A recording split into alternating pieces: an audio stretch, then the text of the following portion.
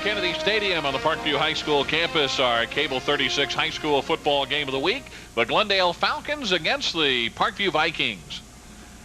Hello again, everyone. I'm Rob Evans along with Coach Jim Pearson. It's good to have you with us this evening as we feature the annual battle between Glendale and Parkview. This matchup has been a good one ever since it started back when Glendale opened back in the early 60s.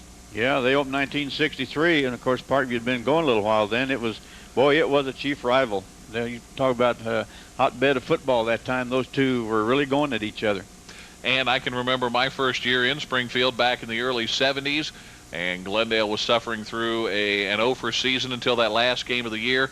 They managed to beat Parkview and took a little bit of the sting out of a 1-9 year.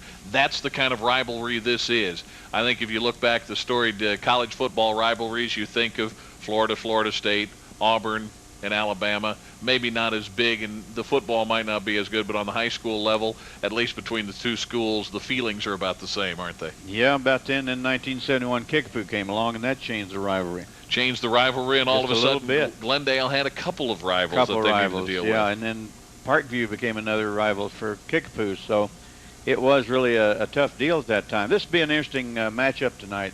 Both these teams have been down through the season. It's been a little tough for them, and open new district play, district number 11, and one of these schools might come out as being the district winner. Glendale and Parkview, settle back and enjoy all the action. We'll have the play-by-play coming up right after this. Rob Evans, Jim Pearson back at Kennedy Stadium where the coin toss is taking place down on the field. Charlie Getty, the head coach at Glendale, Paul Carney, the head coach at Parkview, and the coin toss going on down on the center of the field, and the officiating crew talking over the rules of the ball game. We talked a little bit about the districts and really didn't get into that, Jim, during the pregame portion of the telecast this evening, but the winner of this ball game has a chance to win the district and go on for the right to face the Hillcrest, Rockbridge, Jeff City winner. Well, that'd be true. That is District, this is District 11, and the other one is District 12. That will be hosted. The winners of those will come to Springfield, one way or the other. Now, the other end of this one. Yeah, Glendale wins the toss, and so they'll switch things around, and we'll talk about who is going to get the football. The Falcons have elected to take the football, the referee making that indication just out of your picture there. Over at Kickapoo tonight, Joplin is in town. And, of course, both of these teams will play both of them again in the district. But I don't know. It'll be interesting to see who comes out of that one. I think probably I'd pick Kickapoo at this time. And then next week, then you would have the Kickapoo-Glendale game. Then the last game would be the other two. And, of course, when you talk about the Kickapoo-Glendale ball game, that was originally on our schedule as the game that we're going to telecast. As we mentioned last week, the change has been made, and we're going to do the Hillcrest-Jefferson City ball game next week. And from what we understand, that game is going to be a live telecast. Yes, that would be the big difference. And one of the reasons is the factor that that stadium will probably not hold everybody that's going to be there, and so the people that can't make it and can't get in, that would be a live broadcast for them. And that's probably going to tax the abilities of Hoyt Shoemate Stadium with all of the media that will be surrounding that one, particularly if the two ball clubs come in with unbeaten records, as are expected in the district. I know Jefferson City has lost twice, losing to Rockhurst and Ponderosa out of Colorado. But we're talking about two different animals there. Oh, they were great ball games. It's unbelievable what Jeff City did in that one ball game. That first one they lost. They scored about 38 points and lost the ball game. They had 3 turnovers. They really did move the football very well, but that's way on down the line. Right now we're going to work on one of these guys coming out here, the winners, and they're both excited because they could be district champions. One of the winners, that's the whole point. The winner of this ball game will still have that hope alive for yet another week. So Glendale will be dressed in white with the red trim. Of course, you see Parkview awaiting the kickoff, and they're dressed in green and gold. I tell you, the thing you get into, of course, if you're the loser in the game, then you're going to worry about and hope the other teams, can upset each other, and you all come out with that same record of a 3-1. each other beats, the other one. And then you go back to the 13-point tiebreaker rule. The most you can use in tie-breaking in a district game will be 13 points. I like that rule too, and I never really understood why until a couple of weeks ago. And that's because you get no advantage for scoring 35 and 40 points. 35, 80 to nothing, or whatever it would be. So there's no incentive to roll up points on the other guy and do some things that I've seen coaches have to do in games where they're being rated by scores and comparative scores and things of that nature. Parkview set to kick it off. The kick is going to be a short kick, and it's going to bounce at approximately the 20-yard line, and the ball is going to be carried by Brent Bushman for Glendale along the far side. He's out over the 30, and will start from there. The Falcons will. First down and 10. Glendale with the football to get things started here against Parkview. You can remember when this game was always played last game of the year, and I guess it's been a number of years now that they moved it up because of district play, and I think the two were in different districts in years gone by. As you take a look at Charlie Getty's down lineman. The skill players at the 32-yard line. Out of the I formation, and the handoff straight ahead. The quarterback, Josh Moore. Straight ahead that time, and Glendale is a multi-offense kind, and they love to try to pass the ball also. And of course, being the second year for Coach Getty, that's one of the things that he wants to look at down the line, that he wants to be at least a two-phase offense that he can run and pass. Glendale is going to move things around. They'll start in the I and shift and go out of a split back formation with wide receivers, one to each side. And carrying the football, getting first down yardage, diving into Parkview territory with the football, John Sobey, 5'9", 178-pound senior with first down yardage to the Parkview 49. I remember last year, as we look at the Parkview defense, talking to the coaches and listening to the coaches talk at quarterback club, and I looked at a colleague of ours in the media and said, what's the world coming to? Kevin Byrne talking about running the option, and Charlie Getty at Glendale talking about passing the football. Things change. Things change, you are correct. But right now, Glendale keeping it on the ground to fairly good success. Now they went back to the I that time and came down the line, handed the first man. That still is the option look there, that he can come down the line of scrimmage with the ball and have the pitch man behind him. Last one they shifted around and had a back simply block out probably on the end over that, and the tailback or fullback, whoever's sitting in that position, running off tackle play and made good yardage. Out of the I formation on 2nd and 7, the handoff to the tailback, and that time Josh Williams running with the football, and he's able to pick up decent yardage. He's going to be close to the first down marker. He'll be stopped short of the 40. He needs to get to the 39. That's a good leg drive that time. Look like Adam Reichert, sophomore, 6'1", 165 defensive end, made that hit that time. Straight lead play. Probably the good basic play of the I formation. Sobey and Williams in the I formation, and the pitch back in the option. The ball is thrown back into Glendale territory, where Williams picks it up, but he's in jail. In fact, he may have lost the football at the 50-yard line, and it has been recovered by Parkview. Well, that was a tough play that time. The quarterback looked like he might have had the yardage made, but he was going forward, and most normally you teach the quarterback to take a step back if you can. Watch him going forward here. See, and he's going down, and really he didn't get to make his body move back to the pitch man, then that play will succeed much more frequently. So Parkview with the football. Nick Viles, the quarterback, and he's going to give to the first man through, and there's not a lot of yardage there as Glendale is there to stop the run on first down. The handoff to Jason Stouter, 5'8", 190-pound sophomore fullback. He'll take from one side of the 50 to the other. So well, it's interesting, too, now that Parkview has come away from their offense they've had when we first had them the first ball game. And they've gone back to the eye also. It's an eye slot this time. That slot to the wide side of the field, and Biles is going to put it in the air, and he'll overthrow the intended receiver. He was looking for B.J. Mitchell, his senior. B.J. Mitchell was open. Vikings will play offensively with a down line that looks like this.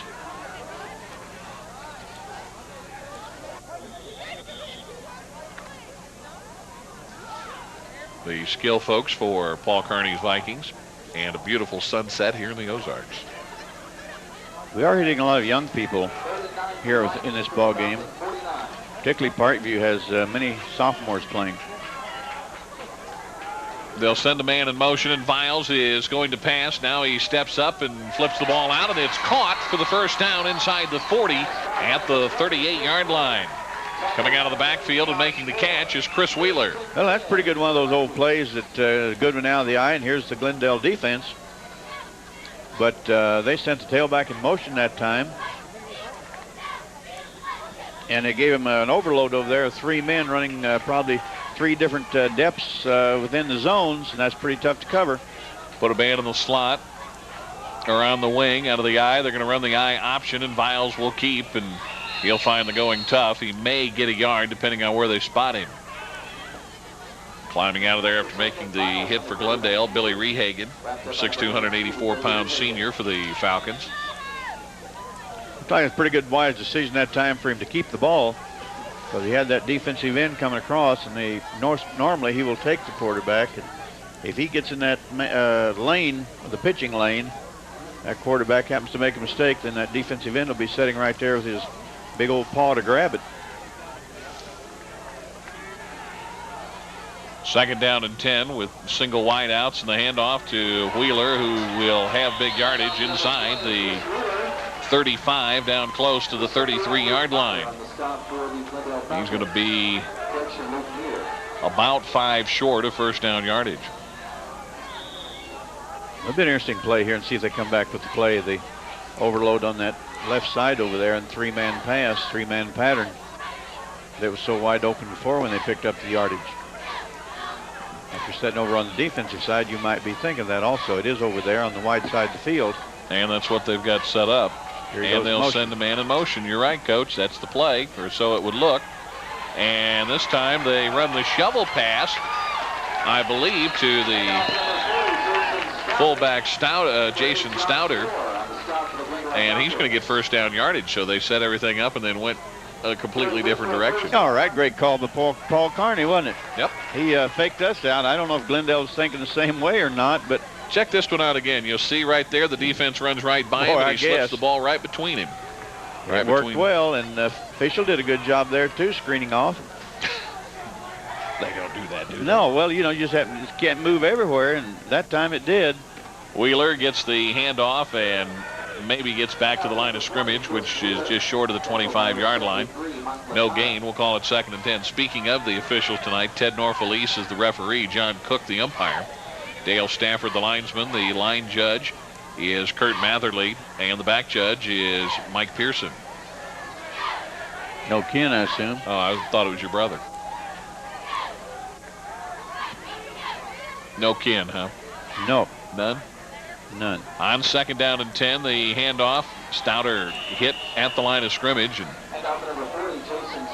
driven back. John Sobey climbs out of there after making the hit for Glendale. 6:24 left to go in the first quarter. We're scoreless. Parkview with their hands on the football for the first time.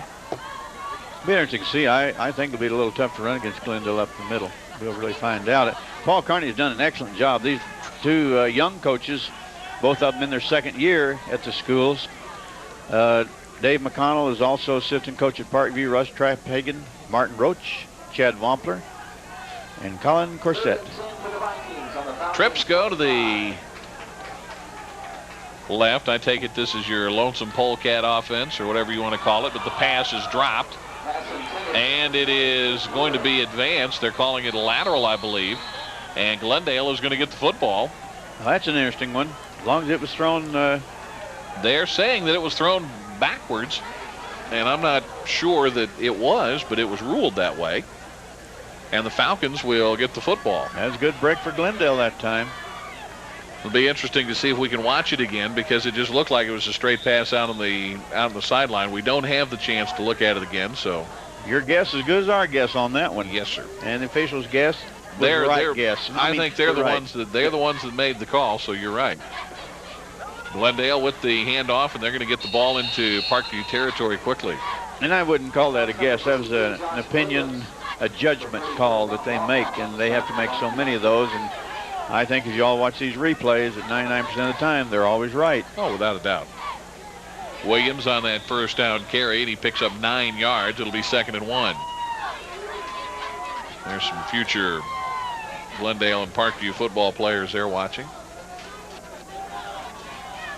No score in the ball game. 2nd and 1 from the 47-yard line.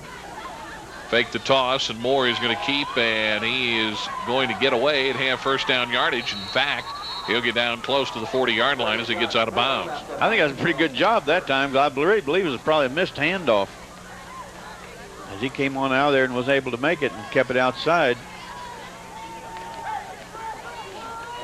Well, this momentum changed a little bit back there on that pass. The Parkview had it down there in decent territory.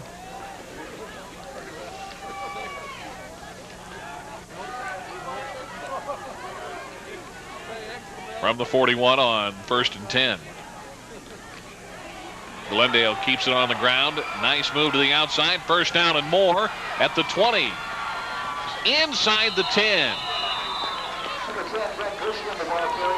That time, Brent Bushman with the carry, and he picks up big yardage, and Glendale is setting first down and goal at about the 7-yard line. Sure did. A couple of missed tackles you'll see in here, and Andy Rucker, number 35, a sophomore, was finally put the closing touches on this one. He made a good move back to the outside. The stiff arm to the helmet. You don't see those much anymore. A missed start, so to speak. That was real interesting because the ball carrier then did grab the face mask of the defensive player. You don't see that called much. Offensive face mask? Yes. Is that a penalty? Yes, same difference. Saw it called in the pro game the other day.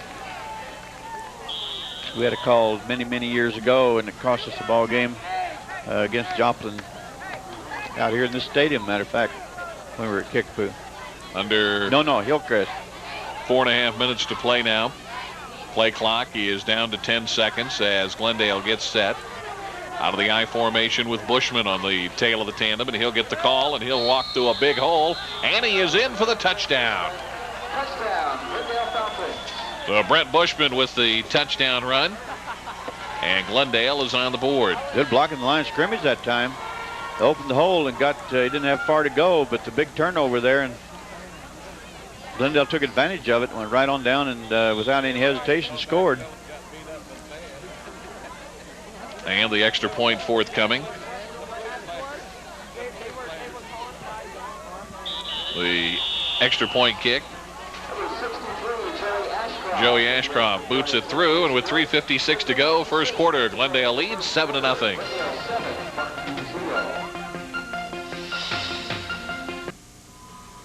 Chris Wheeler is going to catch this one and return it after the Glendale touchdown. He gets behind the wall, fights his way forward, and he's going to be out over the 25 to the 26-yard line. 3:49 left to play here in the first quarter, and Glendale with a 7-0 lead as Bushman scores from. He does a great job here, Rob, standing behind the wedge. Watch him try to pick the hole, and there should be one somewhere. You just got to push everybody back. That's what you do. If you get them to go ahead and block a man and find an open spot, then that's the spot they're really looking for. A lot of times that wedge will run off and leave them. They're back there by themselves. Out of the I formation, Viles is going to keep. Now he'll pitch. Wheeler takes the handoff and gets out to the 30-yard line, or just short of the 30. Frank Tristan came over, number 11 for Glendale, made the hit. He's a senior. Both these teams really have good, fine young coaches, and I think they're going to develop some programs here. They're both good for young people, and that's really what we need.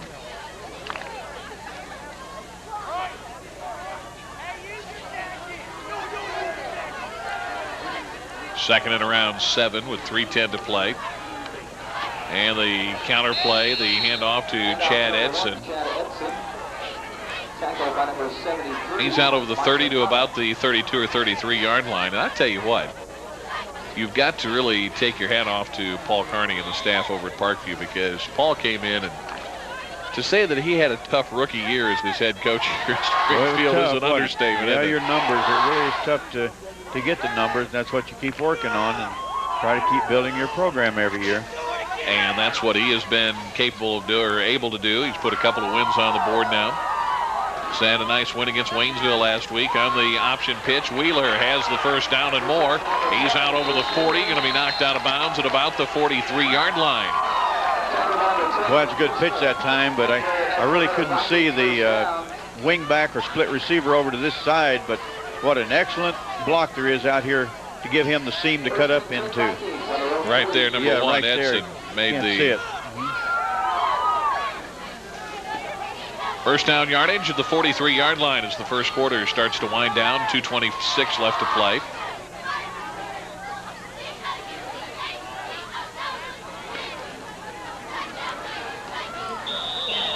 Straight ahead, Jason Stouter. And you're right, Coach. It's tough to run up against that Glendale front line. It really is that time. I couldn't tell and didn't look quick enough to see where they went into a 5. Both teams have really been playing a 4-man front.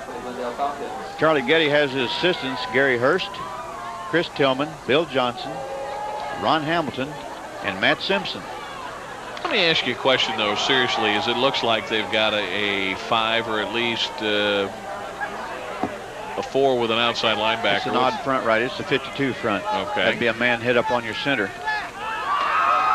Viles sprints out and flips the ball ahead. The pass is caught for positive yardage out near midfield. He'll be stopped at about the 47. Josh Moore makes the tackle on the play for Glendale. He's probably bringing one of those linebackers and put him as a down man up over the center.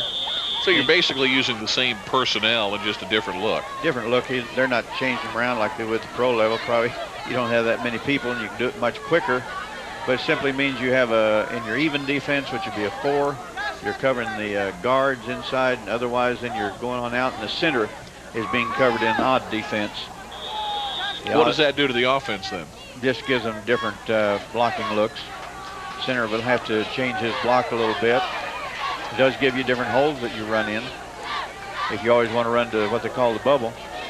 3rd and 5. Viles will put it in the air. He's looking. He throws over the middle. The pass is intercepted. Moore picks it off back at the Glendale 35-yard line. He's still going into Parkview territory, and he returns it back to the 41-yard line. That time it looked like he had a receiver open, but he overthrew the football.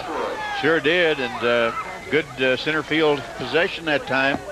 I thought he did a great job after the interception. He looked back over here to his left and didn't see anything to go that way, so he took it, went right on there to his right, and made good yardage. Let's see if it's overthrown just a little bit.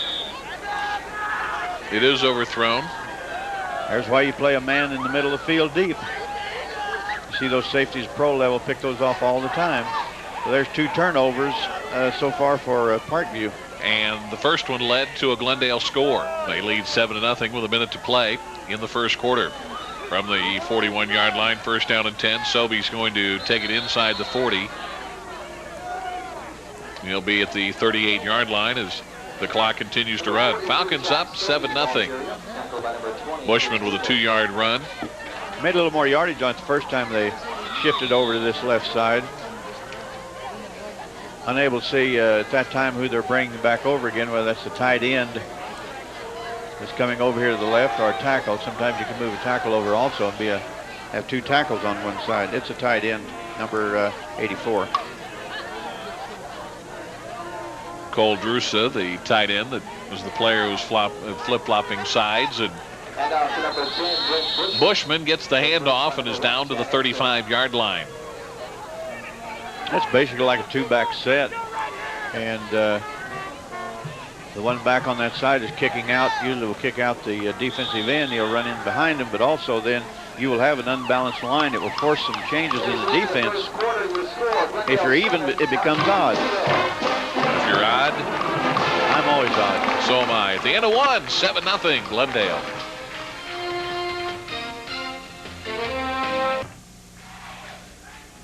Well, those guys are always having some fun, the Parkview marching band.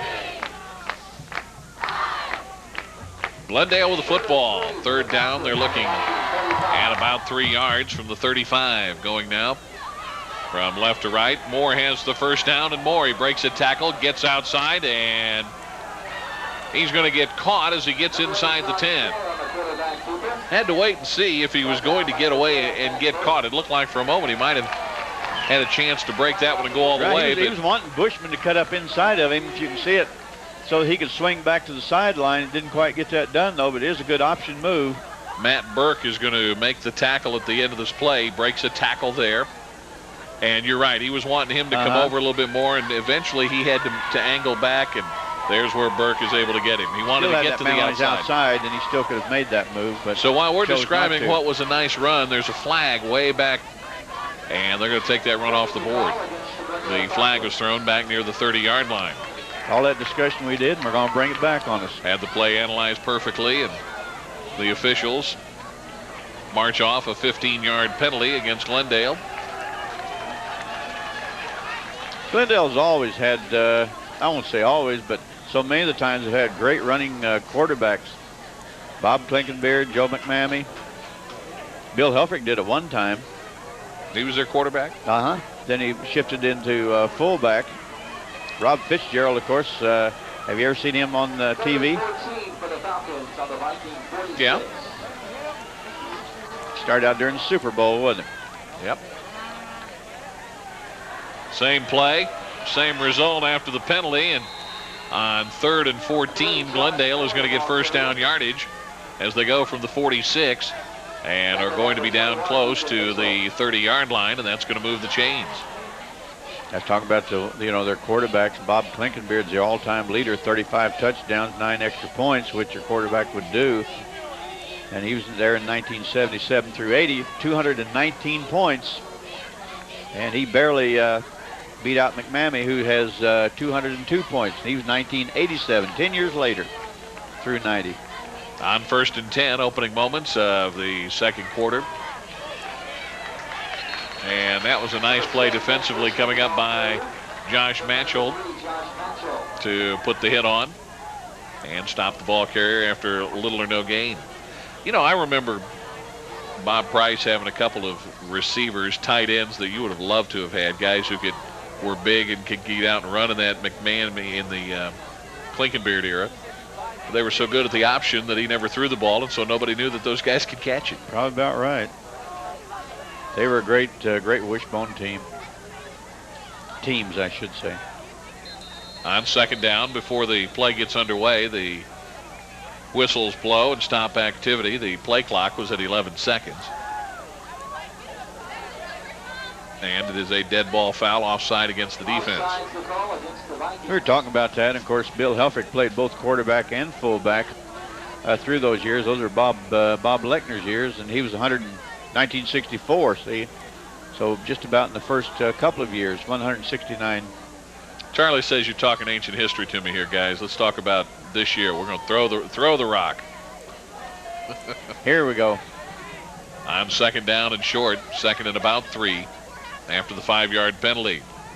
On the counter play, and that's going to be close to first down yardage.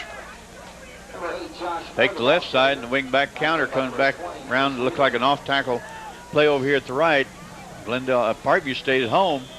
I believe that was Seth Hamilton who carried the football that time. Going to be close, so they'll call the chains out and measure.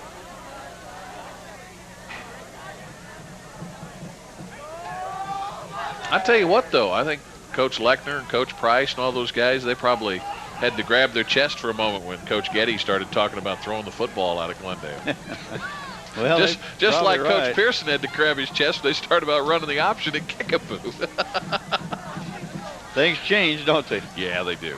And the thing is that to each his own. That's just what we know and what we want to do, and the objectives you set for it. And there you go. And the thing is, take what you do the best. We're talking about how Glendale wants to throw the football, but they've been walking up and down the field with a running game so far in this one. Sobey on 1st down from the 21-yard line.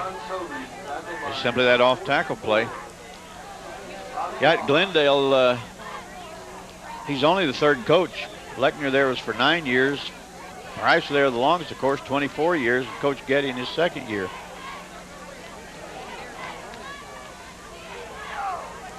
Three coaches in what, 30-some years? 35th year. Yeah. Paul Carney at his second year here at Parkview. Of course, former SMS quarterback who was on some pretty good teams there. Sure was. Sobey again with the call. Sobey is going to be close to first down yardage. In fact, he should have it as he dives inside the 10 to about the 9-yard line. They go over the other hand on with Parkview, and Coach Carney is their sixth coach. Orville Pottinger was number 1. That was 1956 to 60. It's here 5 years. Harlan Hutzel, 7 years, 61 67. Sonny Stringer, 70 73, and it's time for another play. It's time for a first and goal play. And Moore is going to keep and get in for the touchdown. He had everybody buying that fake. Great fake that time, wasn't it? It's just fortunate that we used the wide camber shot. They didn't fool Coach Wingo up here. But he kept it wide and was able to see where the whole defense is going to buy the fake. He's more experienced. He's been up there about 40 years.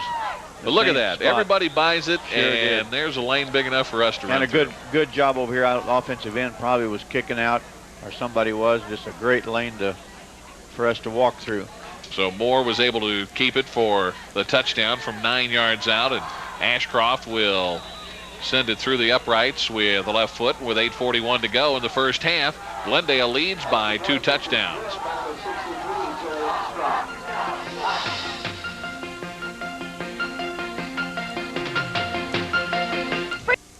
Wheeler is going to catch this one on the fly at the 15-yard line. He backtracks and is going to get tossed down. He was caught by Cole Drusa. So Parkview doesn't have great field position to start this one off. In fact, they'll be at about the 18-yard line with 8:35 to go here in the first half. Glendale up 14 to nothing. I was wanting to say that on that last touchdown. I used the word we, and what I was simply explaining was that hole was large enough for you and I to run through. Together, no. Let me change that. Okay. We would not have run through it. We would have creeped through there, but we would have gotten it done. Wheeler is going to fight to get to the 20-yard line. Tristan is there in the neighborhood. Also in there for Glendale is Billy Rehagen. The days when I figured this out this summer, we had an off day in baseball, and some of the front office folks were down there, and I was coaxed into a pinch hit appearance, and I took about 2 steps before running to first base before I decided that no way. There was my Achilles heel would not allow me to get there. What was your Achilles heel? Speed? Lack of it. Oh. On second down with a pitch back, Wheeler is going to be tripped up as he gets back to the line of scrimmage. Bushman is there to make the initial hit, but they had that guy played pretty well. They turned him back inside. Good pitch that time. You see down the line option. Takes the fullback one phase and he pitches off as a third phase of it. But they make him cut back right there, and that's where the pursuit is there to help out and make the tackle. That's the thing you do is try to keep them inside of you. Where you get in trouble against that game is when you let them get to the outside, don't you? At that point, then they can use their speed. Don't get speed up, then it's a lot easier to defend you. I'm going to talk about speed here in just a minute after this play. Obviously, you're not going to talk about us. We are going to talk about a timeout, though, taken by Parkview with 7:13 to play in the first half. 14-0, Glendale with the lead, and we'll be back.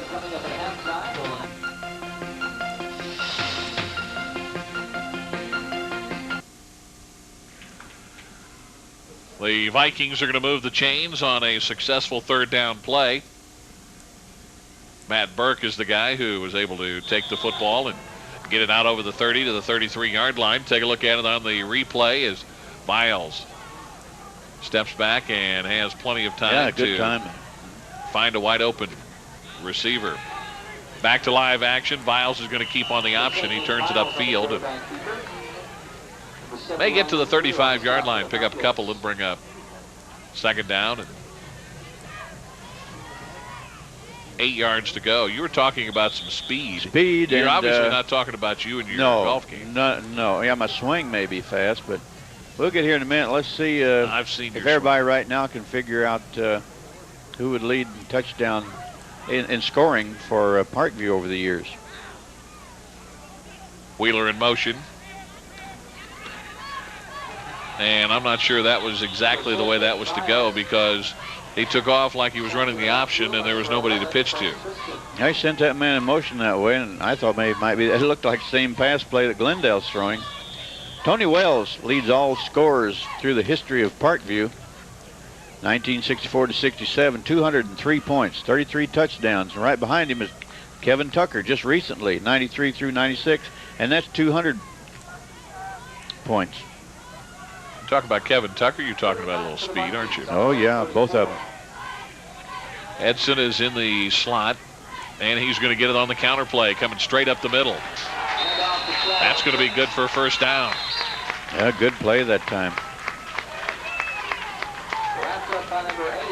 Almost has some variances, the old wing T offense that you see sometimes. Yeah, that guy same way. You can run out a lot of things. We ran out of the eye. Kirksville is one that probably made this the most famous up north, as they run that wing T all the time and came back with a man pulling. Jeff City used to run this thing to pieces. They'd pull the tight end over on the other side to kick out the end on this the left side. Well, that's a good move.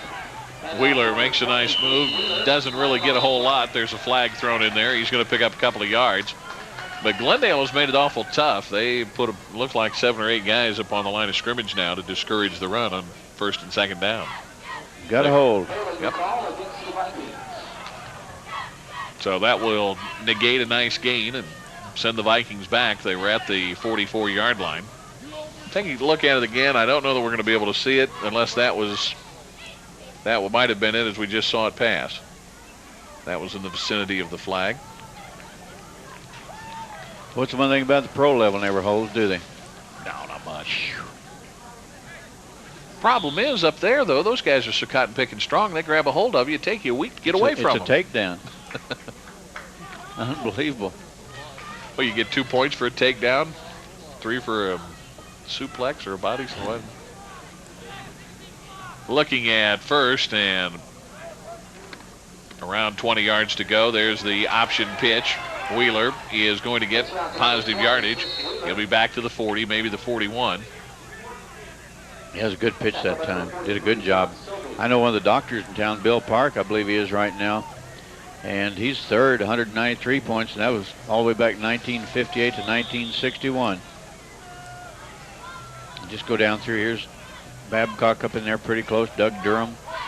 Shim Johnson just recently. I was going to say, I thought he would have been my guess for one of the top scorers. And, of course, he plays for Benedictine College out in Atchison, Kansas. He had 160 points, and that was as recent as 92 through 95. On second down at about 13, the pass play out. Burke makes the catch at the 48-yard line. So it'll be third down and about 5 yards to go. 5, maybe 6 yards, depending on how you want to split the hairs.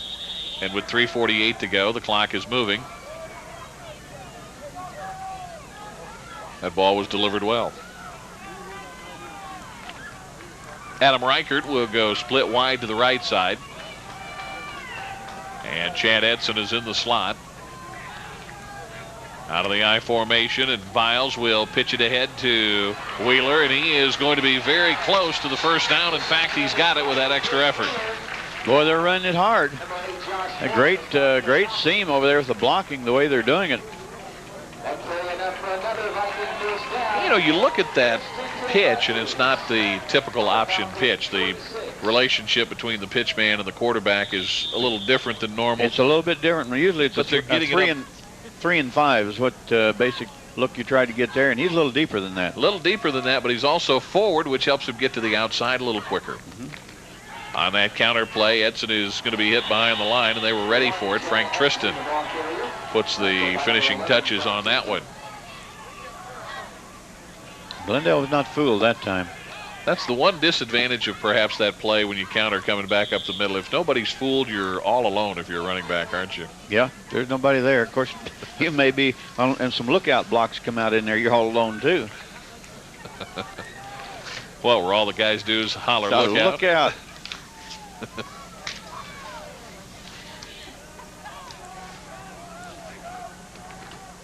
Miles back to throw. Now he's forced to run, and he throws off his back foot.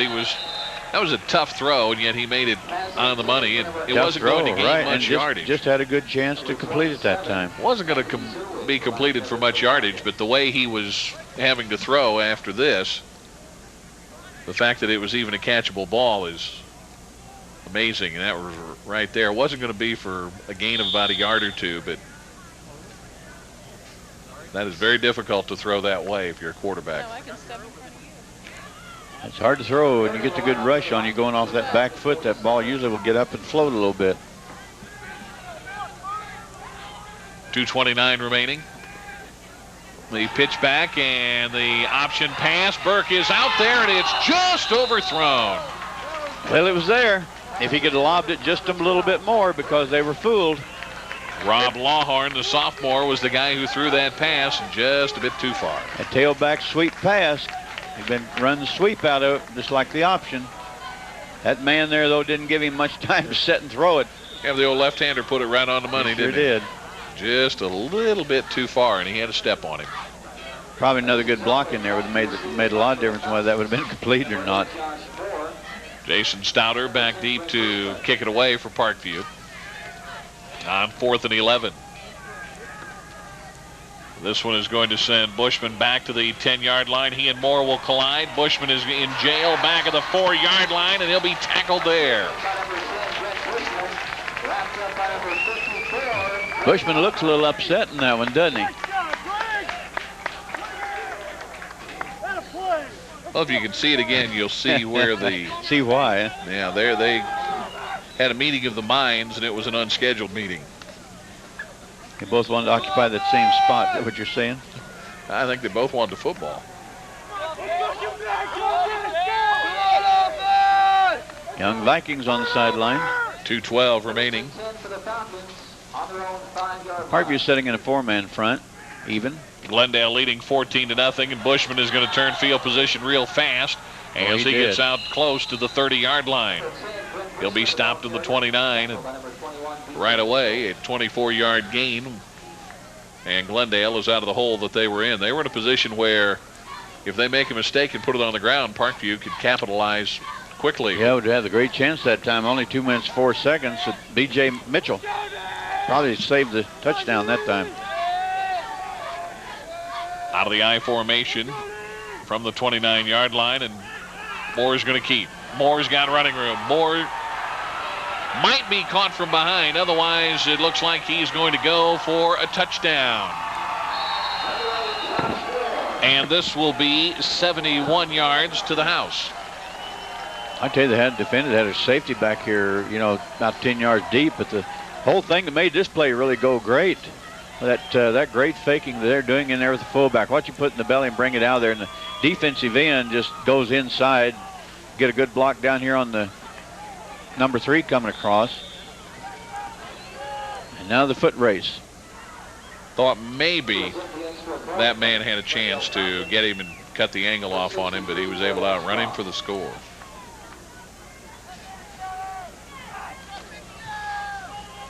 So with 1:46 to go, a 95-yard drive. And Ashcroft boots through the extra point. It's 21-0 Glendale. That's Ashcroft's 15th extra point of the year.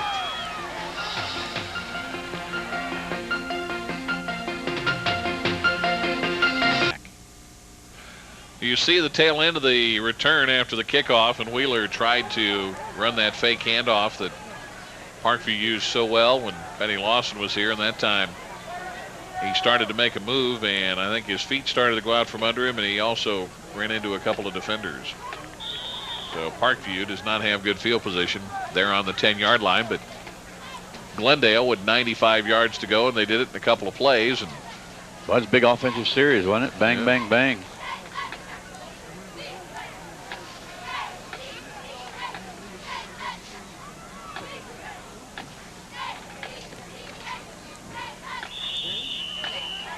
Not a lot there for Wheeler. And we're down to 90 seconds to go here in the first half. Once again, next week, our scheduled game has been changed. Instead, we're looking at the Hillcrest Jefferson City matchup.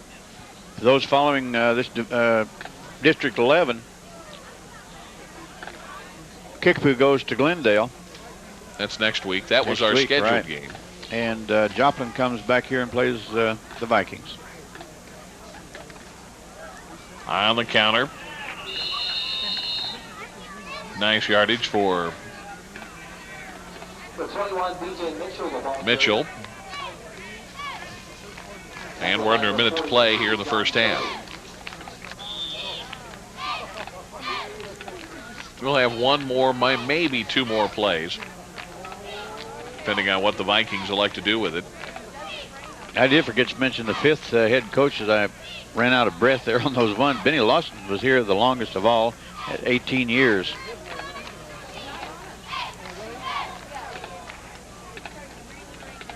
On the option pitch, Wheeler is going to get tackled as he tries to get to the 15-yard line. He'll be stopped short. And that'll be the final play of the half. The clock continues to run.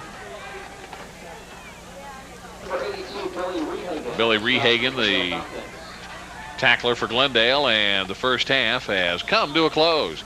Glendale leads it 21-0 here at halftime. We'll be back with a look at the first half scoring recap right after this.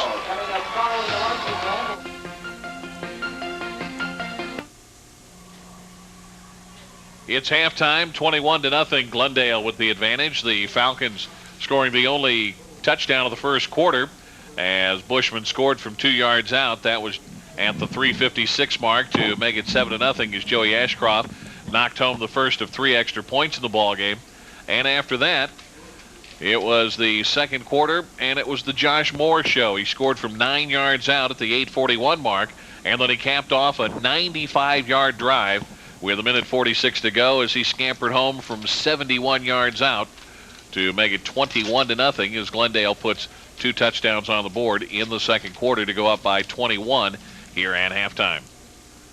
The two teams are back out on the field. The Falcons doing some warming up, and of course next week we've made mention of the fact that we have made the change to the Hillcrest Jefferson City ball game as opposed from the Glendale Kickapoo matchup that we had scheduled. But the other note that we want to pass along is that it's going to be a live game starting at 7:30 on Friday night, October 30th. That'll be next Friday evening right here on Cable 36, Hillcrest and Jefferson City. And believe it or not, our first live football telecast. We've had a lot of success with live basketball, but on the football side of things, that will be the first game that we'll have live here on Cable 36, and it should be seemed like to me since the early 60s when Jeff City played. That's interesting. When Jeff City played Central here in this stadium, boy, it was packed too.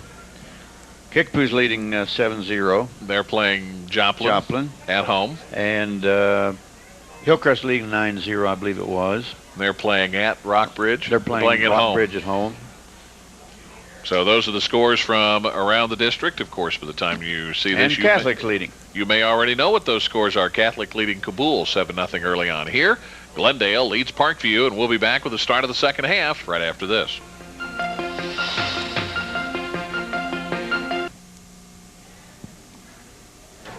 Parkview with the receiving team out of the field. Glendale took the football to start the ball game, so the Falcons will kick things away to start the second half. 21-0 Glendale, and it's amazing, Coach. You turn the ball over a couple of times if you're the Vikings, and that's the difference. Glendale able to punch in a couple of scores after those turnovers. Yeah, 2 of them were, but that last Glendale score just took it right on down from really down there, and what looked like Parkview might have a chance if they were held them at that time, but they didn't. You know, you were talking about some names out of the past, Joe McMahon, Bob Klinkenbeard, and that option run was worthy of those guys. That's the way they used to score from long range, break that option, and you watch those guys score a number of touchdowns from long range. Ashcroft to kick it away. He'll send it high, and he's going to hook it over towards Wheeler, and Wheeler is going to hope the ball goes out of bounds near the goal line, which it does, and a flag will fly, and Parkview will probably get the option to bring the ball back upfield and take it there as opposed to making Glendale kick it over. Or where it went out. I don't think so. Don't think so. Don't think so. So they'll have decent, field position to bring it up here to the 35-yard line. I guess you have to ask them if you're the referee. That's right. Because you may get a mistake, and I can't remember what game it was that I was either watching where the coach wanted to kick to the wind. Right. And he ended up losing the toss, and they got to choose, and they said, well, we'll receive to the, or we'll, and eventually it just worked out all the way around, and the referee knew what was going on, but that's what the captain said, so that's what he had to do. So the third quarter and the second half underway as Parkview gets 5 yards on first down. Stoddard good running play. Takes it right up the middle and picks up 5 quick yards. 2nd and 5, and that looked easy. Get the fullback up there pretty good that time. Glendale still sitting in the 5. 52 defense. If it were that easy every time, nobody would run anything else but that. Well, you'd run that play to death, wouldn't you? You'd hop on that horse and ride him for a while, wouldn't you? I know when Coach Lechner was there at Glendale, they seemed like fullback 38 times in one game against us over at Hillcrest. Wheeler spins for about 3 yards. He tried to come back that time, and it looked like the same play, and he came back with a crossbuck. You may call it a counter either way and fake to the fullback and then have the tailback going behind. But picked up a couple is all. Well, you talk about Coach Lechner running the fullback to death. Who used to run the tailback to death? That's Kickapoo. Who was that coach? I don't know. Yeah, there's times they ran 38 times. Oh, I can remember a couple of times it seemed like got up into the 40s, Coach. 38's the record, I believe. 38? Well, that's close. On third down and short, Biles is going to keep, and he may have had the ball stripped away from him. He's able to hang on to it, but the problem is he stopped short of the line of scrimmage, and so it'll be 4th down, and the ball did come free, and Glendale comes out of there with it. Yeah, great defensive effort that time. He didn't have anywhere to go outside. Watch him have to make the move back up inside, and he gets stripped of it. Yeah, watch him come in and make a swipe at the ball. Rehagen comes in and knocks it away, and I thought at that point he was able to fall on it, but John Sobey kept him from getting to the football, and Glendale turns it over, and we made the comment earlier that 2 of the Falcons touchdowns turned it over. So we'll see if Glendale is able to take advantage.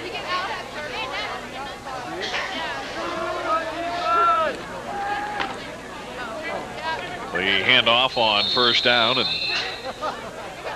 James Updegraff will carry the football, the 6', 215-pound senior. He's going to get about 5.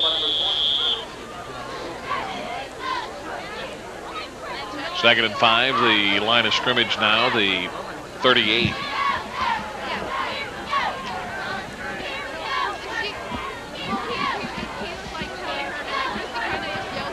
Glendale shifting around now onto the I formation. And the play clock has come to a halt, so it's going to cost the Falcons 5 yards, I believe. Yeah, the one thing they didn't do in that shift was take the back and move him over to the right side, but it looked like to me that Parkview was lined up offside. That's what it was. Very close the way all the shifting is. You normally think when the team takes too much time that the clock runs out. But Parkview lines up offsides, and so Glendale will be very, very close to first down yardage. It'll be 2nd and less than a yard. They're going to keep the same play. Shift around.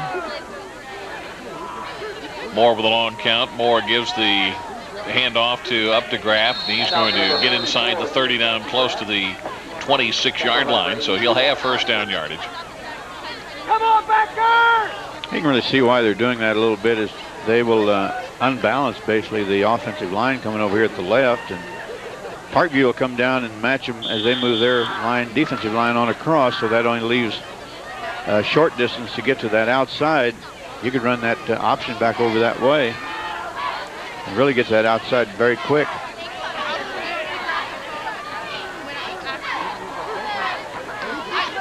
On first down, Moore is going to keep and get hit.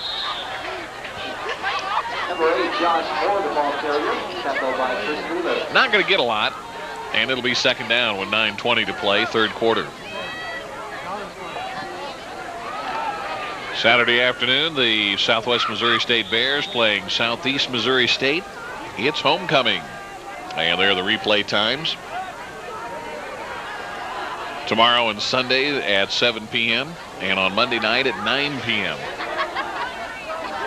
Right here on Cable 36. Moore is going to throw the football. He'll swing the ball out, and it is dropped, incomplete. He was looking for Bushman. Thrown a little bit low, but he got his hands on it, but he couldn't hang on. And we also have a flag on the play. Illegal procedure. And Glendale will be penalized the 5 yards. At least we're going to get an option. Let's see what they take. Moore 10 of 18 coming into the ball game, thrown for 95 yards. Frank Tristan is thrown for 250 yards for Glendale. Parkview did turn down the penalty, and so it will make it 3rd down and 9 yards. 3rd and 9 as opposed to 2nd and 14. 3rd and 9 for the Falcons from the Viking 26-yard line. Ball on the 26 again. The set will change. The defense will shift. And Moore back to pass. He's going to set up and throw. The pass incomplete at the 1st down marker. Boy, it's a good job of the secondary of Parkview that time. He had plenty of time to throw the football. There wasn't anybody open. Great job.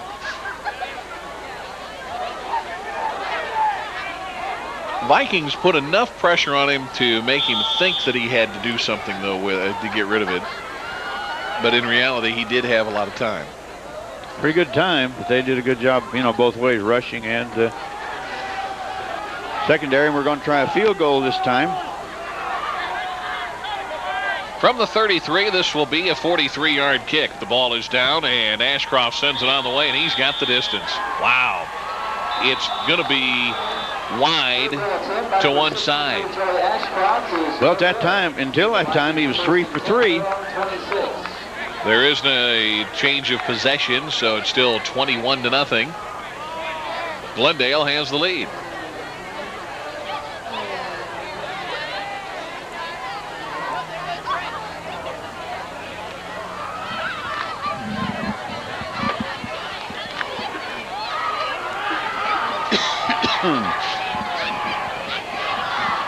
So with 8:24 to go and the change of possession, the ball comes out, 1st down and 10. At the 25-yard line for Parkview. Viles is going to flip it on the option to Wheeler, who almost fell to the ground. Ray maintains his footing and gets tackled by Billy Rehagen. He's been playing his position rather well. Certainly has. Taking a look at the field goals, we watch this play again. I've been watching some small college football, and I'm here to tell you there are a lot of teams in some of the smaller colleges that would love to have a kicker as good as Joey Ashcroft. I guarantee you. And he's still in high school. Handoff straight ahead, nothing there. He is a senior, however.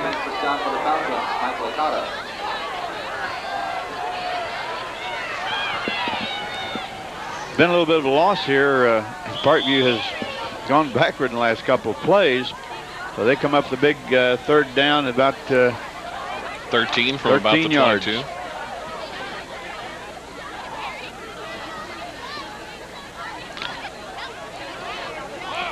Glendale defense has really been pretty stubborn on their movement of the ball, except that very first series that they got down there and had the chance. Biles to throw. And he short hops the intended receiver he was looking for. Wheeler coming out of the backfield. It was going to be close, and he'll bring up 4th down.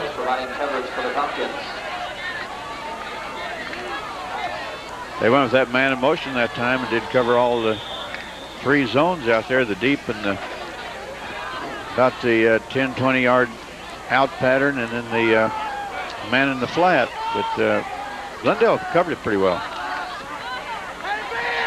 Punting situation. The kick is a squib kick after Stoddard had the snap bounce low at his feet, and Glendale's going to get great field position. Yeah, that's awful dangerous though that time. That ball, once he touched it, becomes alive if he loses it. where it's a dead ball if he never touched it, and they have the ball there, so that's probably a point coach is going to get with him on.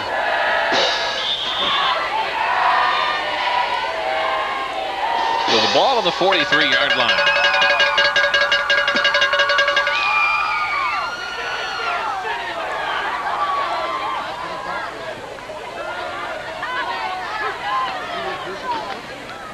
On the option pitch, back to Bushman, and Wheeler comes in and makes a nice tackle for a loss. He's going to end up losing a couple of yards back to the 46. Watch this play. Boy, he does a good job coming up on the pitch man. And he pitched it a little early. It looked like he had a little bit of room out there. I wasn't watching that one that time. Great hit. I was watching the corner as he came on up that time. Yep. Senior 5'11", 170 pounds. He really read it and came quick. Midway through the third quarter, Glendale up 21-0 here at Parkview.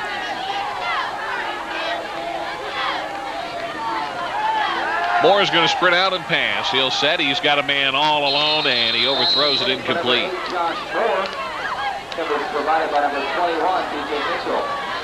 He was open. Boy, he got behind the secondary that time. Seth Hamilton was back there and got a good couple of steps behind the defensive backs. The incompletion stops the clock with 6:03 remaining. Just tried that time to set his feet a little bit. Just lost the ball and let the receiver run under it. But that will come with experience.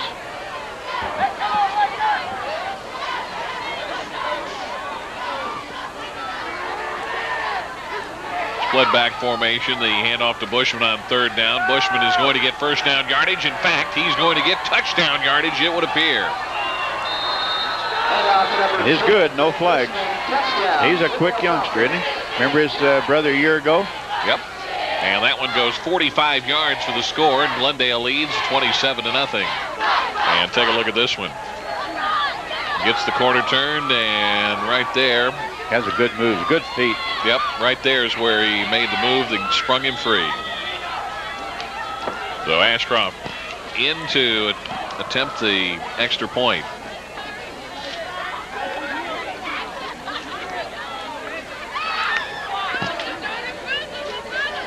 Moore to hold. The kick is good. And his 16th extra point of the year. 5:53 to go, third quarter. 28-0 Glendale.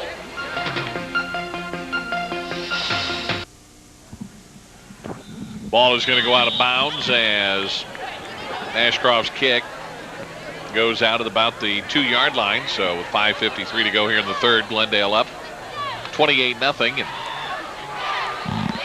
Parkview is going to get the football once again at the 35-yard line, first down and 10.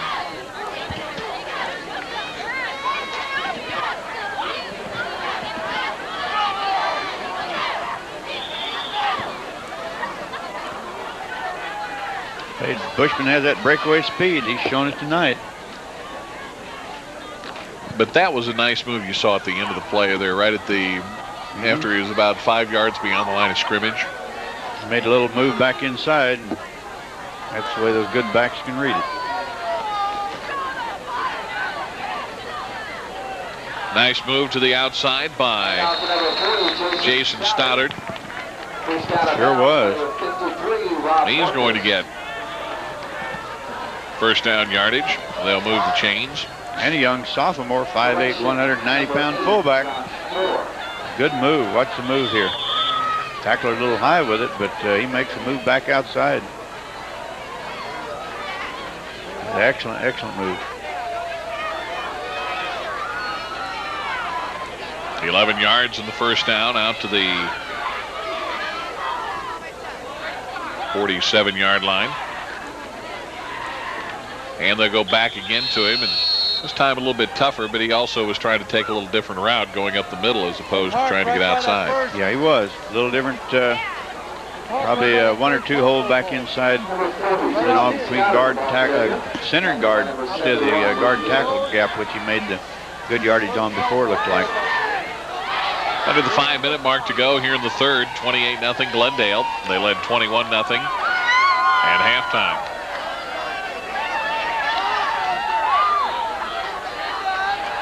Parkview on 2nd and 7. Wheeler is going to get first down yardage and more. He'll get inside the 40. It is down at the 38-yard line. Yeah, of course, Wheeler's pretty quick too, Rob. He's a senior, 5'10", 160. Watch these moves he makes. Finds a good hole. Yeah, that time the offensive line gave him some room.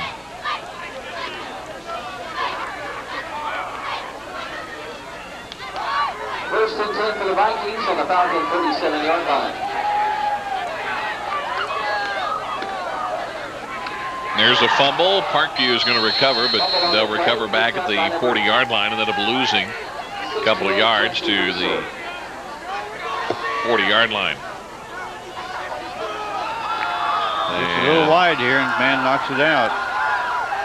I think is that their 4th fumble, and they've lost 3 of the 4.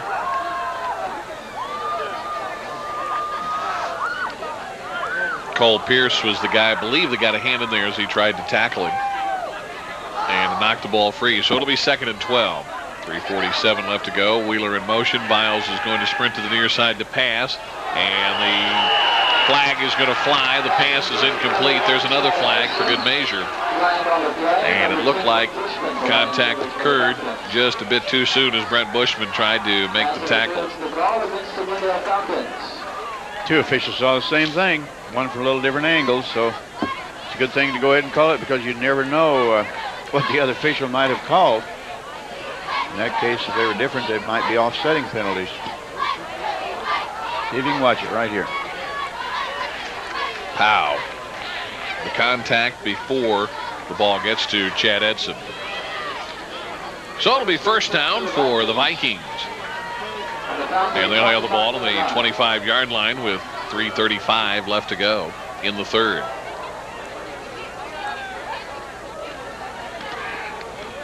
Stoddard straight ahead. And he'll get 5, maybe 6, depending if he gets a positive spot. Tackled by number 43, John Sobey.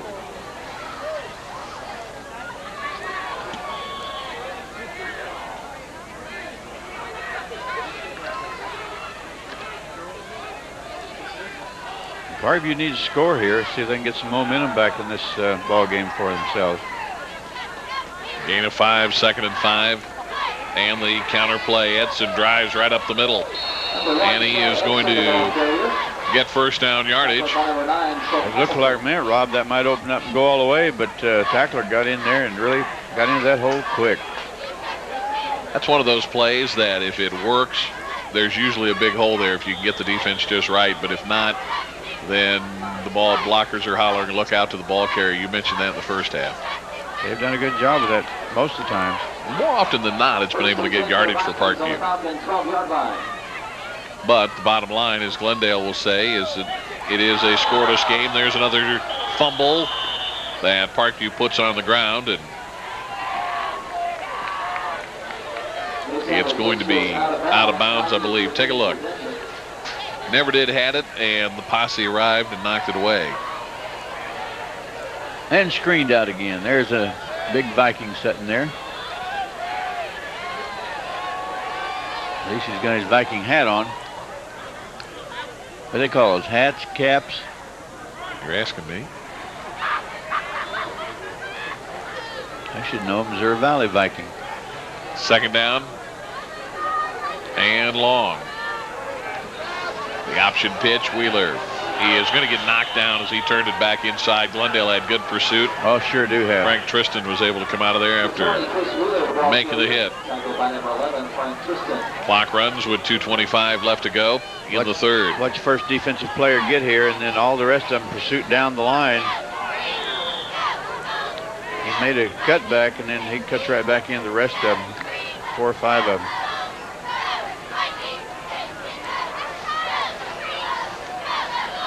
Down to the 2-minute mark. From the 18-yard line, the first down marker is at the 3. 3rd and 15 out of the I formation. Parkview to throw, and Miles is not going to get it away. He's tackled at the 25-yard line. Yeah, I think the way he was looking, he was going to throw back over here, make a sprint out move to the left and then throw back. There wasn't much anybody open over here. A giant 4th down. It's almost like a 4th and a touchdown. And it's going to cause Parkview to take a timeout to figure out what they want to do. 1:21 remaining in the 3rd quarter. Glendale leads it 28-0. Back after the Parkview timeout right after this.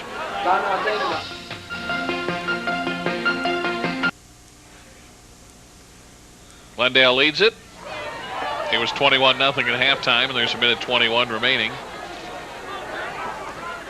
3rd quarter as Wheeler goes in motion, and the new quarterback is in the ball game. Rob Lawhon is going to try and pass, but he can't do it. In fact, he loses the ball, and this is going to go the other way. And the player is going to be caught from behind. Boy, he sure did. Number 40, sophomore 5'8", Jason Strouder. Take a look at it again. They were trying. Tristan puts the wraps on him, and the ball gets dropped. Eventually was able to poke it away from the sophomore, and looks like Billy Rehagen is off to the races. Well, 40 just flat runs him down. Good speed. Stoddard is able to run him down and catch him from behind at about the 10-yard line. They'll put him down to the 9.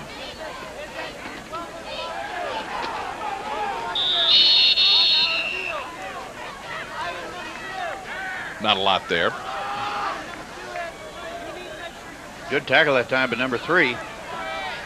Josh Williams was the guy who carried the ball from Glendale. Williams tackled by number 3, Josh Matchell.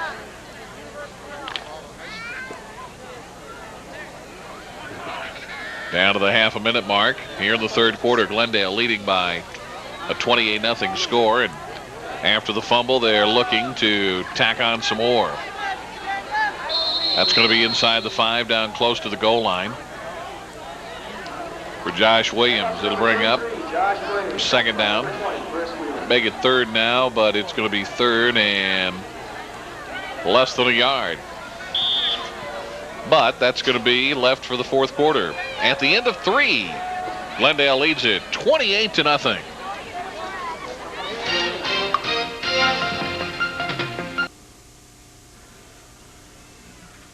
Well, there's 12 minutes left in this one, and Glendale, to say that they're knocking on the door is nothing but a cliche. They are just about ready to kick it in. Leading 28-0, and they're less than a foot, or about the length of a foot, as you see right there, away from scoring another touchdown. That's one of the reasons that a lot of those other quarterbacks are leading scorers also, that get down into here, and it's a pretty good play. If the coach so desires to let the quarterback go ahead and keep it and sneak it in. Let's see if Moore calls his own number. Nope, he will give to James Updegraff for the touchdown. Yeah, James Updegraff looked pretty quick too, but the offensive line had a good hold for him. Fullback lead. Lead right on through the hole, and boy, they cleared it out that time. That was the fourth turnover for Parkview.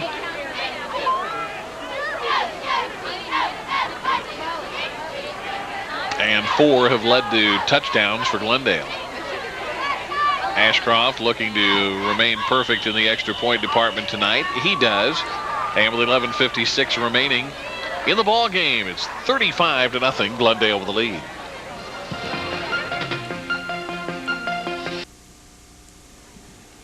Well, we're 4 seconds into the 4th quarter, and Glendale has a 35-0 advantage. And Ashcroft is going to kick this one straight away, and Stoudard is going to make the catch.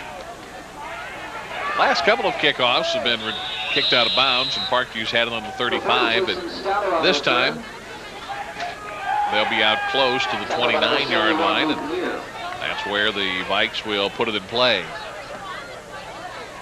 And the way you're looking it over, things should the clock should continue to roll now. Has that 35-point rule that's into effect by the Football Advisory Committee.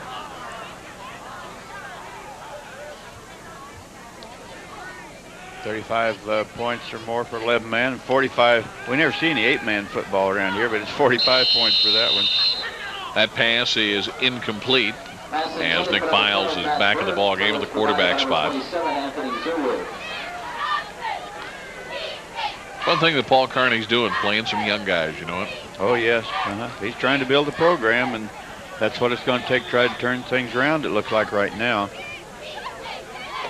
He can bring these young people along, and he is starting a vast number of sophomores.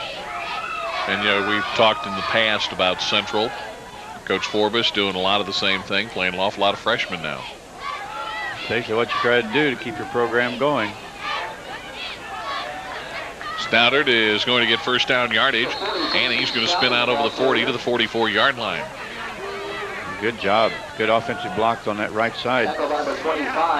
Ideally, what you would like to do in building a program, something that you had done, and in the later years, Coach Price was able to do it, and they're beginning to do it out on the Hill, is you bring guys along and they watch and get pounded on by the upperclassmen while they're youngsters, and then they don't like that competition sometimes. It's pretty tough. Sophomores getting in there and getting hit around with seniors, but boy, it brings them along quick. Sure does. Burke is going to make the catch. He'll take it into Glendale territory and be down to the 46-yard line, and that's going to be very close to, if not actually, a first down. Yeah, good catch that time. And it'll be first down. I know, it looked like number 27 there, Anthony Zurich. Yep. He had his ideas. He was going to pick it off that time, but got there a little before he did. Pick it off and go to the house, huh? Because there was a lot of green grass in front of him. There's the counter play. That was one of the few times that it didn't work. B.J. Mitchell runs into Billy Rehagen. B.J. Mitchell was waiting for that one, wasn't he? I think Billy Rehagen was waiting for it. Okay. In the third quarter, Hillcrest 30, Rockbridge 13. Hillcrest with a big lead over Rockbridge, 30-13.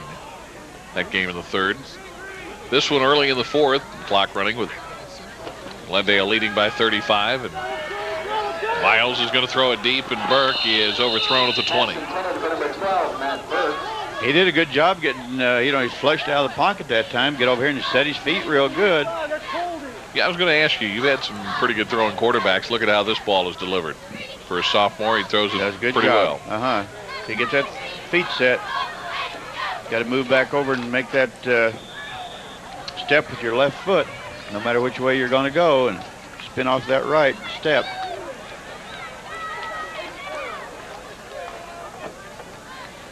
One of the good things you can do there is you just simply give one of these new balls to quarterbacks and say, wear it out.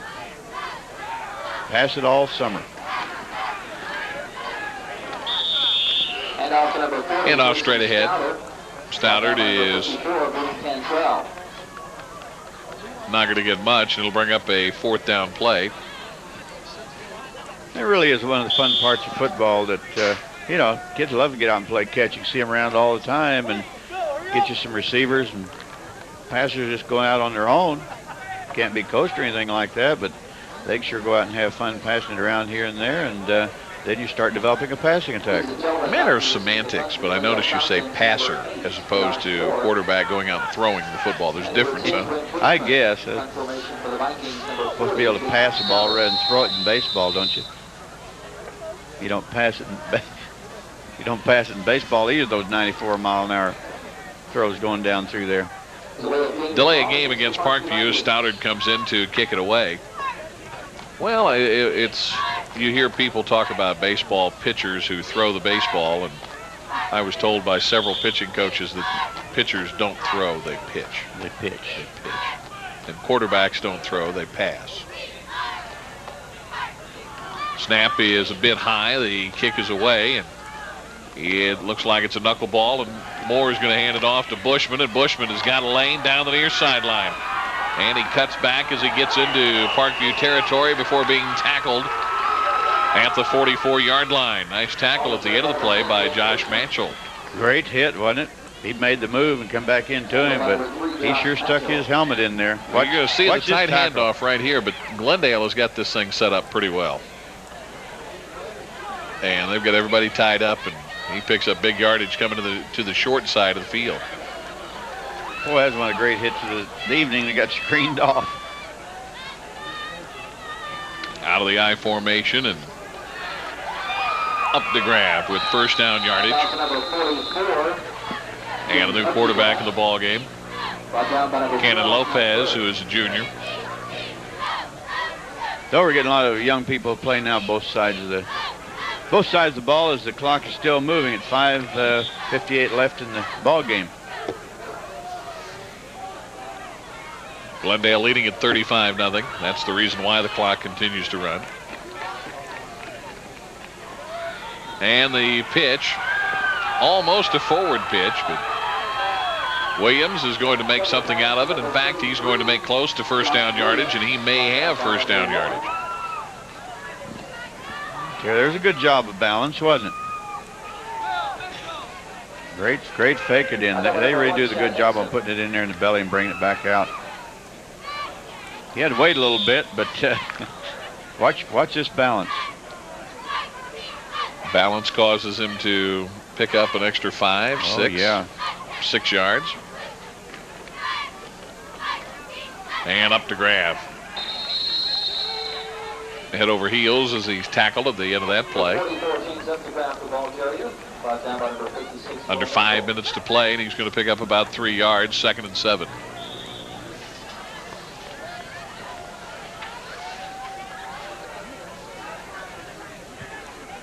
Ball on the 15-yard line.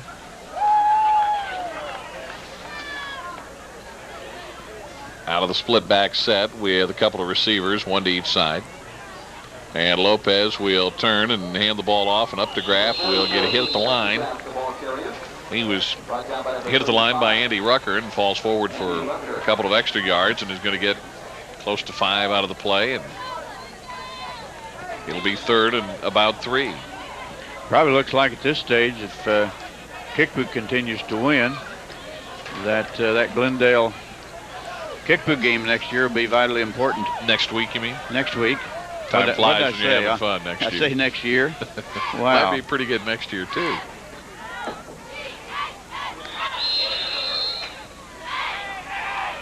But the winner of that one can come out no worse than a tie for the district, which you'd get down to the 13-point rule. But very likely that winner might keep on and win the whole thing, because they would have 2 wins at that time. Lopez is stopped short. Plus the great tradition is always between those two schools, like we talked about earlier.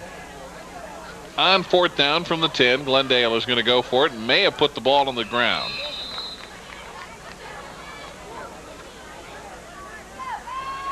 Looked like they had a little trouble handling the ball that time. Williams handles the ball and does not get first down yardage, so the Falcons will give it back to Parkview. We have 3 minutes to go. The clock continues to run, and never did get the handoff complete, and Williams able to fall on it.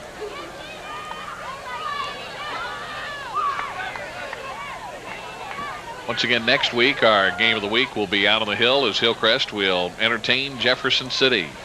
They've been talking about that game since week number 1, probably first day of practice. Yeah, and Jeff is playing Lebanon this week. Wheeler is going to get nice yardage on that play for Parkview. Lebanon's an interesting ball club because they're primarily a passing ball club, and you don't see many teams that pass the ball that much anymore, and they might be a little trouble for people. That's good for first down yardage. There won't be any revenge factor with Jeff City, will there?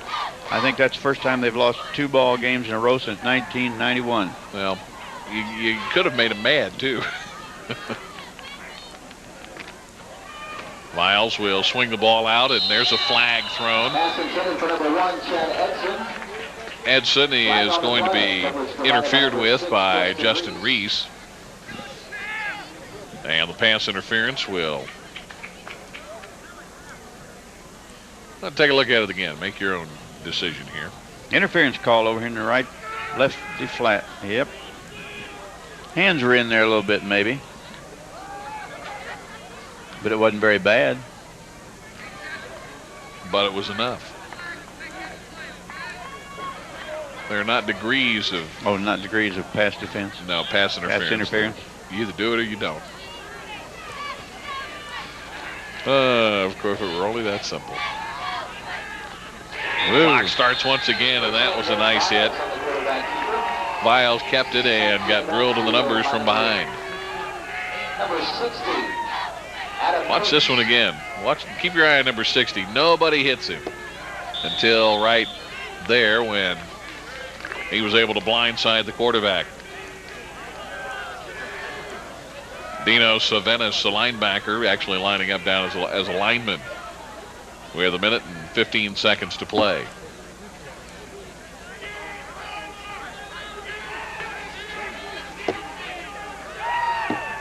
Second and 10. Handoff will go straight ahead out to the 40-yard line for Parkview. And we're under 1 minute to play as Stoddard carries the football. Brought down by number 11, Frank Tristan. So Glendale will win their 4th of the year. And if they, of course, will play Kickapoo next week. And we started to talk about Hillcrest and Jefferson City, how they've been talking about they're looking forward to it. Well, look out, they've got them. Get that time, and they're still going to be undefeated. They'll be 8-0, and they were ranked 3rd in the state this week. That's going to be good for a first down out near midfield as the clock dips under 25 seconds. Should be an exciting ball game to watch, Rob. It should be, and we'll have it for you live next week right here on Cable 36 as Stoddard runs out the clock. Parkview is going to try to get one more play off with 10 seconds to go. From midfield. And again, the handoff, and Stoddard's going to get some yardage, but that's going to be the ball game. Glendale controls it early on, and they win it 30.